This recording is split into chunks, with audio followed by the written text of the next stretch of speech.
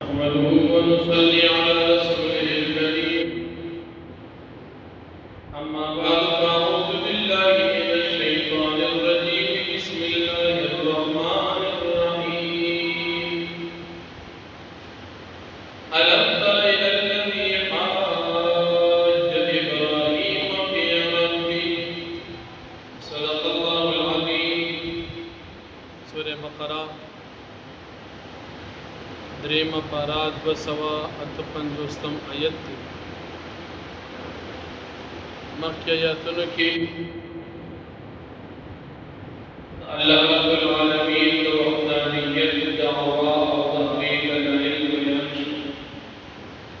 بس پدی آیت دی کریمہ کی ابراہیم علیہ السلام اللہ پاک کے والبانی مناظرہ ذکر دی ابراہیم علیہ السلام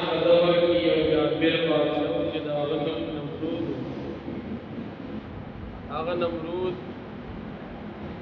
اللہ رب العالمین کے نمرود کا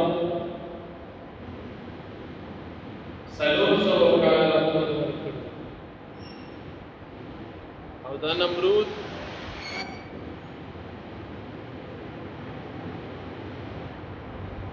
یہ نمرود تا اللہ رب العالمین بادشاہی ورکړي وو د بادشاہی د نعمت شکریا دا وا چې د الله رب العالمین بندگی کړي الله رب العالمین خپل خدای منلی وی او د هغه عبادت او بندگی کړي لیکن دی نمرود الله رب العالمین د نعمت ناشکری وکړه او په هغه باندې د شرک او کفر ته ورسېد بادشاہی ملو و پکار دا و چې د الله پاک د دې نعمت شکریا ادا کړي د بادشاہی د وجنا په تکبر کې راغی او د الله رب العالمین په مقابله کې د خدای دعوه ابراهیم علیہ السلام چې کله د دوی سره مناظره کوله دا په وخت کې چې د ټول دنیا بادشاہی ملو ازمکه باندې سلور بادشاہان تیر شوي دي چې د ټول ازمکه بادشاہي و تحاصله و دو باغی کې مؤمنانو او دو باغی کې کافرانو نمرود او بخت نصر دا کافران په مقدزمکه بادشاہان ټول ازمکه بادشاہي کړ او سليمان علیہ السلام او ذوالقرنین دا مسلمانانو په ټول ازمکه باندې دوی بادشاہي کړ ابراہیم علیہ السلام اللہ رب العالمین د خپل دعوی د یووالي د پاره د نمرود سره د مناظرې د پاره برابر ابراہیم علیہ السلام مقابله چې کوم سړی کوله دغه بادشاہ دومره جابر او ظالم بادشاہ د حکم کړو زما د ملک ټول غله مال راجمع کړي غلب سره ټول پرتاوه چې چا به غله غوښتله ناول به د سجده کوله د هغې نه بعد به غله ورکول ابراهیم علیه السلام کور کې غله په کار شوه هغه هم ورته راغی د خپل دور بادشاه دی ابراهیم علیه السلام سجده ونه کړه وایي تا ماته سجده ولې ونه کړه وایي سجده به زه صرف یو الله پاک ته کوم چې زما بادشاه دی نمرود یې ولې بل خدای شته ابراہیم علیہ السلام دا اللہ رب العالمین صفات بیان کر چاہتا ابراہیم علیہ السلام نامراد او ناکام ددنا بغیر غلی واپس را روان بعض روایتوں کی راضی ابراہیم علیہ السلام پلار باندې راتنو یو دو بوجه شګې بوجو کې واچو او کور تراغي په دې خیال باندې چې کور تراشم خامخا به اهل حیال وي چې ته قتل غلیلا اورولا ولید نه درو ابراهیم علیه السلام چې دا دواړه بوجه وروړي کور کې خلک دی وخت ودلی بوجه ډډه تکي خود لې چې ځان خلک را پاسي وای بچ غل راغل ابراهیم علیه السلام هم دی وخت ود شو آرام الله رب العالمین د دې شګي د بوجونا وړ جوړ ابراهیم علیه السلام چې کله د خوب نه راپاسې بیبي ورته ډوډۍ دغه موقع مناسب کې خود وی دا چرته وی تا چې کوم غله راوړې د هغې مې شروع وکړه د هغې نه مې دله ډوډۍ پخ کړي ابراهیم علیه السلام پیش شد الله رب العالمین امداد او نصرت راغی دغه نمرود کافر ابراهیم علیه السلام مقابله کی دی بحث کی ستا رب څوک دی ابراهیم علیہ السلام او فرمایل زما رب هغه ذات دی چې د جن او د مرګ اختیار من بادشاہ دا نمرود ډیر جات بی وقوف او خرو دوی دا مړ کول او ژوند کول خو زم کولی شي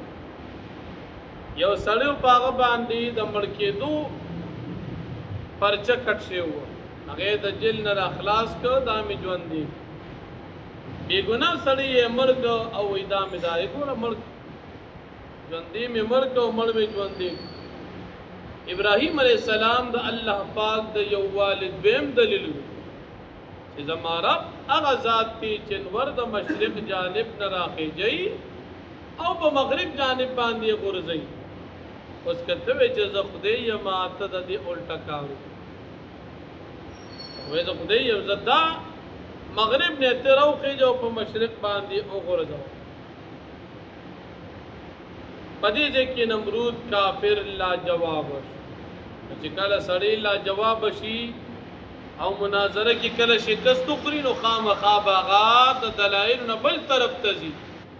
بیا به کتابي خبر نه کی بد رد بکی بدمعشی بکی جګړه بکی چې سیده وسه نمرود حکم کده د فارخ شاکرا جمع کوي او دی په اور کې واچوي ابراهیم علیه السلام دا غین بعد په اور کې واچول ابراهیم علیه السلام ته الله رب العالمین د اور په امتحان کې کامیابی ورکړه یا نار کونی بردا و سلام علی ابراهیم په سورۃ الانبیاء کې بدا ان شاء الله راضی پدې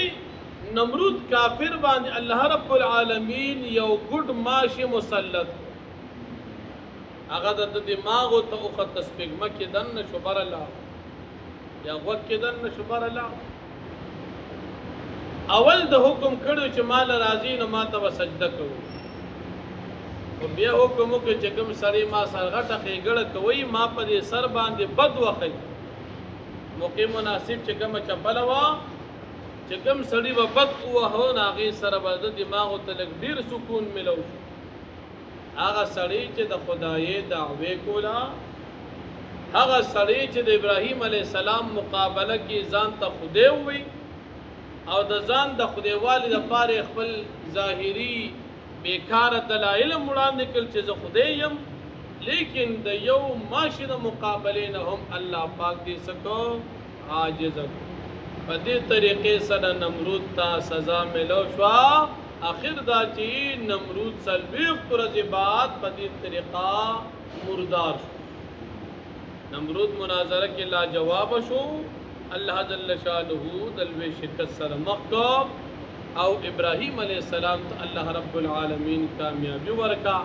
مسئلہ پدې کې الله پاک دې یو والی چې الله رب العالمین یو ذات دی